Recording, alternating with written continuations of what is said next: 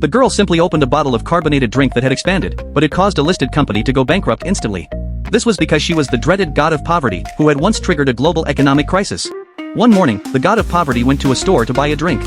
When the shop assistant was taking the money, they accidentally knocked over the drink, which rolled farther and farther away. After picking it up, the assistant handed it directly to her.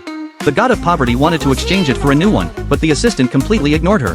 The god of poverty had no choice but to leave reluctantly. When she pulled the ring, she was sprayed in the face. Drenched in the drink, she revealed an evil smile. At that moment, the company's boss was pleased with the company's thriving performance. But the next second, the company went bankrupt. This was the consequence of angering the god of poverty.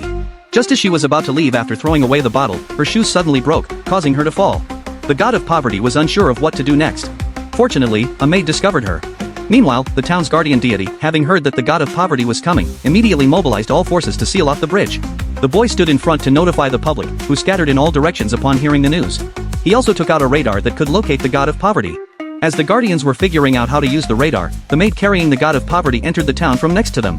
The god of poverty curiously asked the maid if she felt weak in her limbs.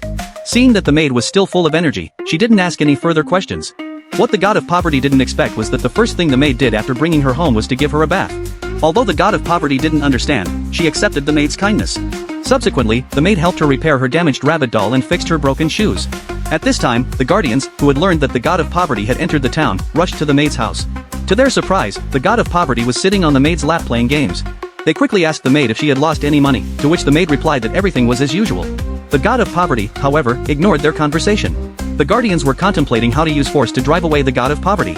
Just as they were about to challenge her, the maid suddenly shouted at them to stop, scolding them for being guardians who still looked down on each other. The guardians tried to explain, but were interrupted by the maid. Seeing this, the god of poverty decided to reveal her true identity.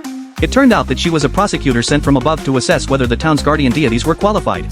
Thanks to the maid's attentive care, she had formed a favorable impression of the town.